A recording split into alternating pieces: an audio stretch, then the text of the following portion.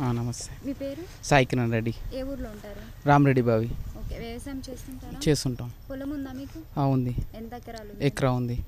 రైతు భరోసా పడిందా మరి? పడింది. మరి ఎంత పడింది అంటారు? 6,000. ఓకే, సీజన్కి ముందే రైతు భరోసా అనేది పడింది, ఎలా అనిపిస్తుంది మీకు? చాలా బాగుంది. పాలన అంతా బాగుంది.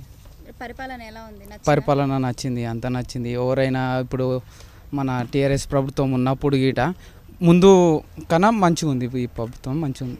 ఓకే, మళ్ళీ కూడా ముఖ్యమంత్రిగా రేవంత్ రెడ్డి గారే ఉండాలంటారు? ముందుగా ఉండాలనుకుంటున్నాము.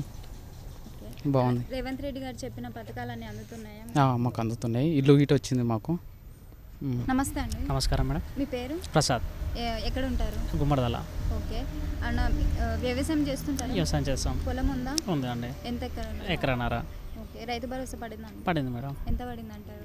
మాకు ఎకరన్నర ఉంది కాబట్టి 9,000 పడింది. ఓకే, రేవంత్ రెడ్డి గారి పరిపాలన ఎలా ఉంది? బాగుంది. ఎక్సలెంట్. సార్ చెప్పిన పథకాలు సన్న బియ్యం వస్తున్నాయా? వస్తున్నాయి మేడం.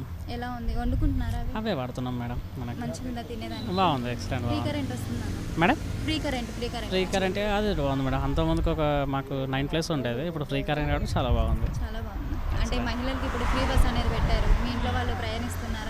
హ్యాపీగా జర్నీ చేస్తున్నారు. ముందుగా ఛార్జెస్ ఇవ్వాల్సింది వచ్చింది. కరెక్ట్. ఇప్పుడు ఫ్రీగా కాబట్టి హ్యాపీగా ఉంది. ఓకే, సార్ పరిపాలన ఎలా ఉంది? బాగుంది.